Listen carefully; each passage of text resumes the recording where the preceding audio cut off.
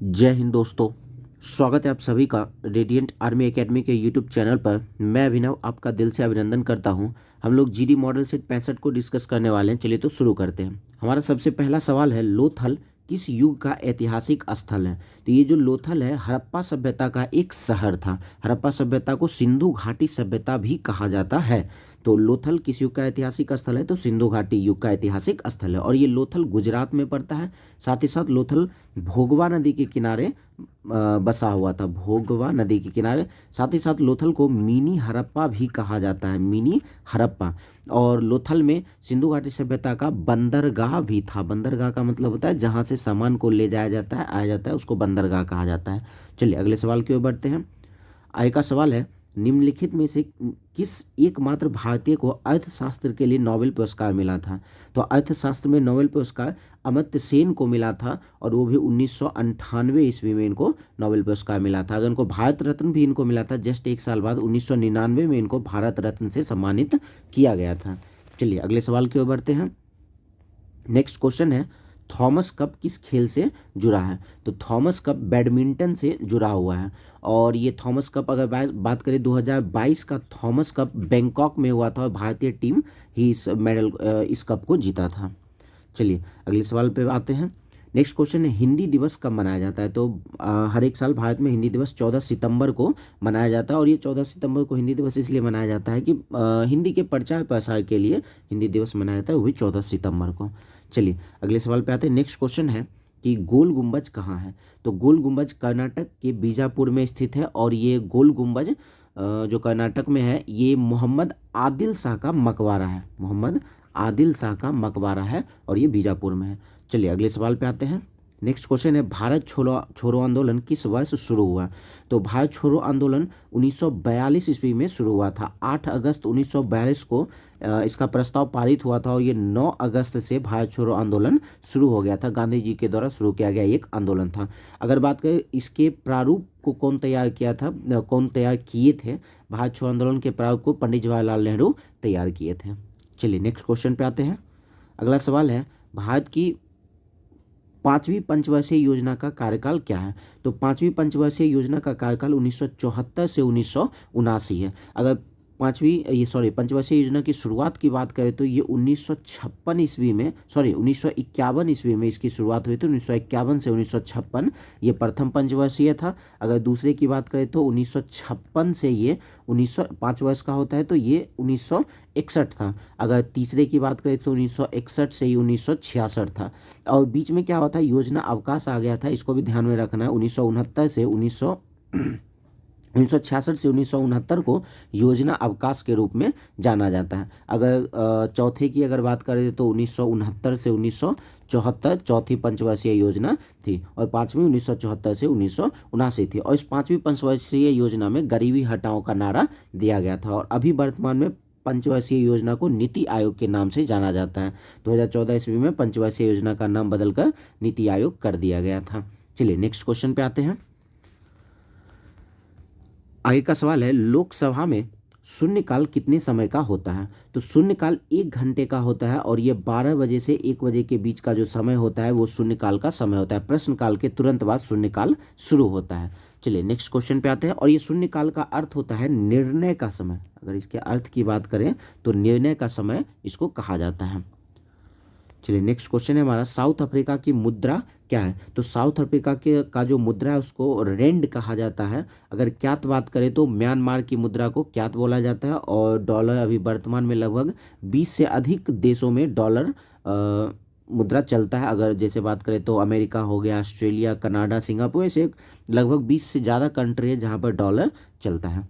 चलिए अगले सवाल पे आते हैं। नेक्स्ट क्वेश्चन है, स्वतंत्र भारत में संविधान के तहत पहला आम चुनाव कब हुआ था? तो पहला भारत में जो आम चुनाव हुआ था वो 25 अक्टूबर 1951 को शुरू हुआ था और ये समाप्त हुआ था 21 फरवरी 1952 को समाप्त हुआ था। तो अगर शुरुआत होने की बात करें तो 1951 हो जाएगा और समापन की बात करें तो 1952 हो जाएगा।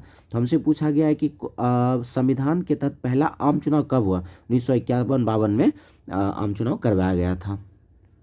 चलिए नेक्स्ट क्वेश्चन पे आते हैं। अगला सवाल है, हल्दी घाटी युद्ध किस समय लड़ा गया? तो हल्दी घाटी युद्ध 1576 ईस्वी में लड़ा गया था, अकबर और महाराणा प्रताप के बीच हुआ था और इसमें अकबर विजयी हुआ था। नेक्स्ट क्वेश्चन है, भारत में रेल सर्वप्रथम कब चली थी? तो भारत में रेल 1853 ईस्वी में चली थी। 16 अप्रैल 1853 ईस्वी को भारत में सबसे प्रथम रेल चला था और ये बॉम्बे से थाने के बीच चला था। लगभग 34 किलोमीटर की दूरी तय किया था और लॉर्ड डलहौजी के समय में, ध्यान रखना है, लॉर्ड डलहौजी के समय में पहली बार रेल 1853 ईस्वी में चला गया था। जो रेल चला था उसका नाम क्वीन मैरी था। क्वीन मैरी उस ट्रेन का नाम था। चलिए नेक्स्ट क्वेश्चन पे आते हैं। अगर विश्व की बात करें तो विश्व में सबसे पहला ट्रेन 1825 ईस्वी में लंदन में सबसे पहला ट्रेन विश्व में चला था। चलिए अगले सवाल पे आते हैं। नेक्स्ट क्वेश्चन है, दिल्ली किताब किसने लिखी? तो दिल्ली किताब खुशवंत सिंह ने दिल्ली किताब लिखे हैं। चलिए अगले सवाल पे आते हैं। नेक्स्ट क्वेश्चन है,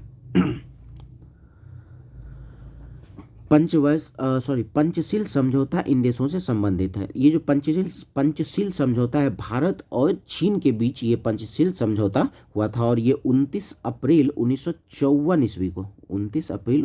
ईस्वी को पंचशील समझौता हुआ था, जिसमें भारत के प्रधानमंत्री उस समय पंडित जवाहरलाल नेहरू और चीन के प्रधानमंत्री चाउ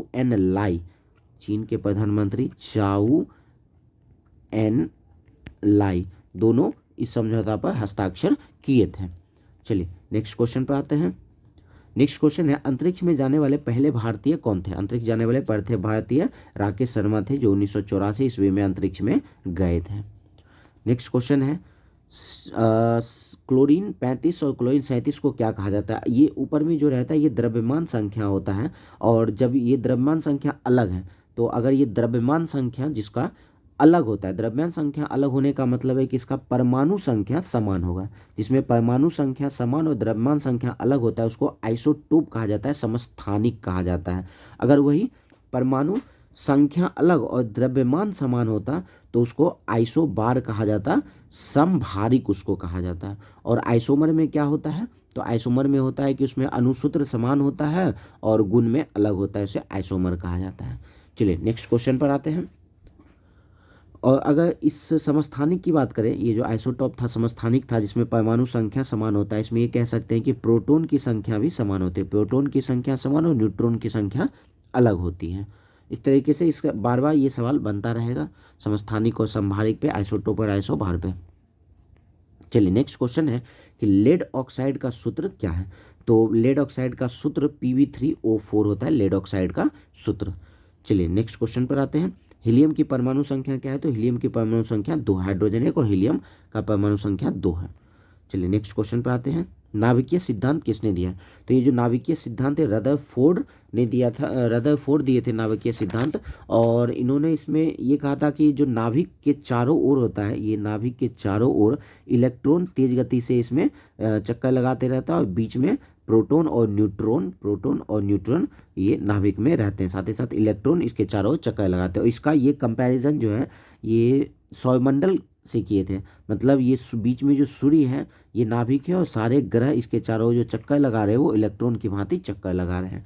चलिए नेक्स्ट क्वेश्चन पर आते हैं। नेक्स्ट क्वेश्चन है, गोबर गैस बायोगैस में मुख्य घटक क्या है? तो बायोगैस का मुख्य घटक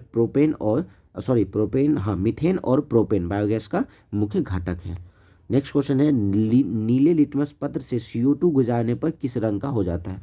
तो नीले लिटमस पत्र पर CO2 गुजारना, CO2 का जो प्रकृति होता है वो अम्लीय होता है और जब अम्ल को नीले लिटमस पत्र से गुजारा जाता है तो वो लाल में बदल जाता है।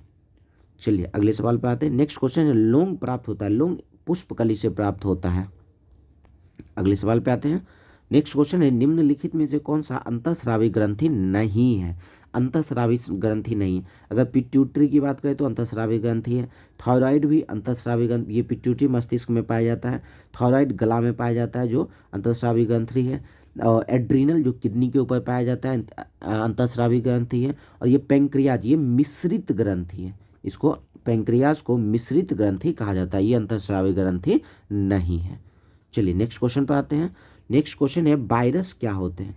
तो वायरस एक जैविक जंतु होते हैं, वायरस एक जैविक जंतु होते हैं। अगर इसकी बात करें तो ये सजीव के अंदर सजीव कोशिकाओं में ये जीवित रहते हैं। अगर सजीव कोशिका से इसे बाहर कर दिया जाए तो वायरस मृत होते हैं। अगर इसे बात करें तो ये सजीव और निर्जीव के बीच की कड़ी भी इनको कहा जाता है। सजीव और निर्जीव के बीच की कड़ी वायरस को कहा जाता है।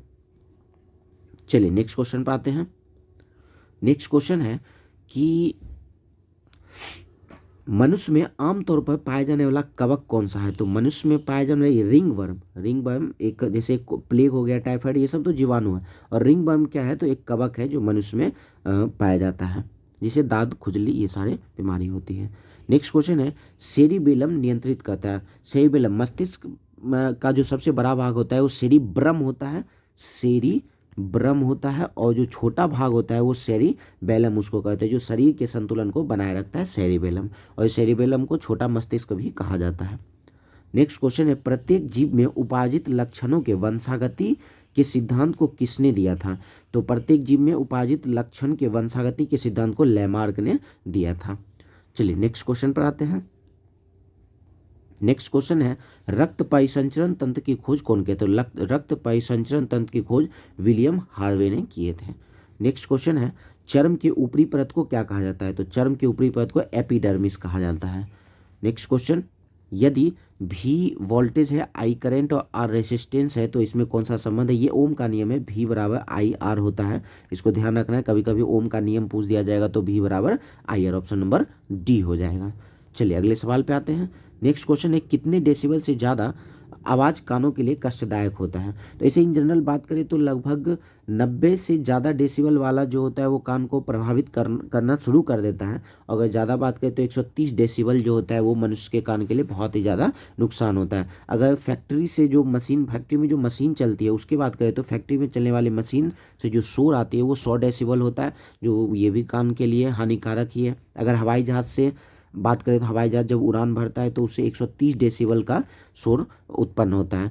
तो ज़्यादा हानिकारक की हम लोग बात करेंगे तो 130 डेसिबल के आसपास जो है ये सबसे ज़्यादा कष्टदायक होगा। जबकि कान को हानि पहुंचाना 85 से 90 डेसिबल में ही कान को हानि पहुंचाना शुरू कर देता है।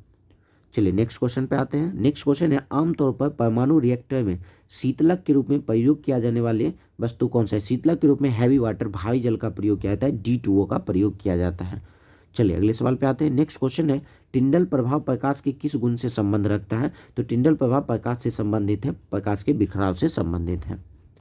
नेक्स्ट क्वेश्चन है किसी वस्तु पर लगने वाले उत्प्लवक बल किस घटक पर निर्भर करता है? मतलब ये है किसी वस्तु पर लगने उत्प्लवक बल, अगर तैरने की बात करें तो उसके घनत्व पर निर्भर करता है। तो अगर घनत्व कम है तो वो वस्तु तैरेगा, अगर घनत्व ज़्यादा है तो वस्तु डूब जाएगा। तो उत्प्लवन बल जो होता है वो निर्भर होता है घनत्व पर, वस्तु के घनत्व पर। नेक्स्ट क्वेश्चन है जड़त्व का माप क्या है? जड़त्व का माप क्या है? तो द्रव्यमान है। चलिए नेक्स्ट क्वेश्चन पे आते हैं। अब हमारा मैथ्स का सवाल है। क्वेश्चन है अब इसको जोड़ना है, तो सिंपल सी बात है, इसको हम लोग जोड़ लेते हैं। तो 7 7 7 4 बार 7 चौके 28 का 8, बाकी हो गया 2, फिर 7 3 बार है 7 21 और 21, 7 चौके 28 का 8, बाकी हो गया 2, 7 3 बार है 7 21, 21 और 2 हो गया 21 और 23, 23 का 3, बाकी हो गया 2, फिर 7 2 बार लेते हैं तो 7 और 7 14, 14 2 हो जाएगा 16 का 6, बाकी 1, और फिर 7 एक बार है 7 और 1 हो जाएगा 8। तो सिंपल है, इन सारों को एक साथ करके हम लोग जोड़ सकते हैं। तो ऑप्शन नंबर हमारा हो जाएगा 8638, ऑप्शन नंबर बी हो जाएगा। चलिए नेक्स्ट क्वेश्चन पे आते हैं। अब हमारा सवाल है ये फॉर्मूला है, इस चारों में से कौन सा फॉर्मूला सही है? तो अगर हम बात करें ए क्यूब प्लस बी क्यूब, तो ए प्लस बी का whole cube -3ab into A plus B, ठीक है, ये तो सही है। फिर ए क्यूब माइनस बी क्यूब का ये फॉर्मूला तो सही नहीं है। फिर ए क्यूब प्लस बी क्यूब में ए माइनस बी, ये भी नहीं सही है। और ए क्यूब में ये भी नहीं, एक ही ऑप्शन सही है। A cube plus B cube का फॉर्मूला ए प्लस बी का whole cube -3ab into A plus B होता है। साथ ही साथ A cube plus B cube का फॉर्मूला होता है A plus B into A square minus A B plus B square होता है। अगर A cube minus B cube की बात करें तो इसका फॉर्मूला होता है ए माइनस बी का whole cube plus 3ab into A minus B, और इसी का दूसरा फॉर्मूला होता है A minus B into A square plus A B plus B square. ये दो formula A cube plus B cube और A cube minus B cube का होता है, इसको ध्यान में रखना। इस पर कई सारे सवाल हमारे आगे बनने वाले हैं। चलिए नेक्स्ट क्वेश्चन पर आते हैं। नेक्स्ट सवाल है हमारा 1 से 100 तक की प्राकृत संख्या का माध्य क्या है, मतलब 1 से लेकर 100 तक का प्राकृत संख्या का औसत पूछा है। जब भी प्राकृत संख्या का औसत पूछा जाए तो इसके लिए फॉर्मूला हम लोग लगा लेंगे n+1/2। n क्या होगा, तो 100 तक है ना, तो 100 + 1 और बटे 2, 101/2 हो जाएगा, 50.5 हो जाएगा। चलिए नेक्स्ट क्वेश्चन है, चतुर्भुज के चारों कोनों का योग कितना होता है। तो कोई भी चतुर्भुज रहे उसके चारों कोनों का जो योग होगा वो 360 डिग्री के बराबर होगा। वही अगर त्रिभुज की बात करें तो त्रिभुज के तीनों कोनों का योग 180 डिग्री होता है। चलिए अगले सवाल पे आते हैं। नेक्स्ट क्वेश्चन है x³ - 8xu का गुणनखंड क्या। अभी तुरंत हम लोग ये फॉर्मूला देखे थे a³ - bq का। तो ये x³ है और ये हम लोग 8 को लिख सकते हैं 2y का होल क्यूब, 8y³ को 2y³ का होल क्यूब लिख सकते हैं। a³ - bq हो गया। तो a³ - bq का फॉर्मूला भी तुरंत हम लोग देखे थे, फॉर्मूला क्या होता है a - b, तो x - 2y इंटू a² मतलब x का स्क्वायर प्लस ए बी का मतलब ये और बी, इस पूरे को गुना कर लेना है तो +2xy और प्लस बी स्क्वायर का मतलब 2y का स्क्वायर कर लेते हैं 4y², और ये ढूंढ लेते हैं किस ऑप्शन में है, तो ये ऑप्शन नंबर ए में है ये, तो ऑप्शन नंबर ए हमारा उत्तर हो जाएगा। चलिए नेक्स्ट क्वेश्चन पे आते हैं। नेक्स्ट क्वेश्चन है 144, 180 और 192 का HCF क्या होगा।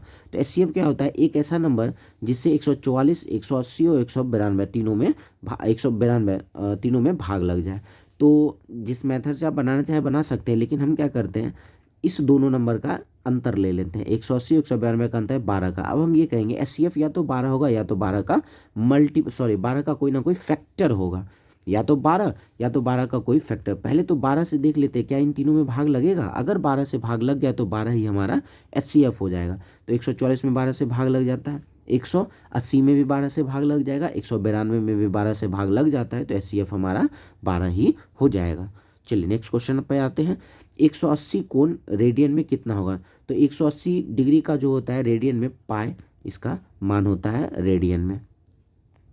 चलिए अगले सवाल पे आते हैं। नेक्स्ट क्वेश्चन है, एक 140 मीटर लंबी रेलगाड़ी एक बिजली के खंभे को 12 सेकंड में पार करती है, तो रेलगाड़ी की चाल क्या है। तो हम लोग जानते हैं चाल बराबर क्या होता है, दूरी बटे समय, और ट्रेन एक बिजली के खंभे को पार कर रही है तो दूरी की जगह पर ट्रेन की लंबाई आ जाएगी 140 और बटे नीचे में क्या रख लेते हैं समय कितना है तो 12 सेकेंड।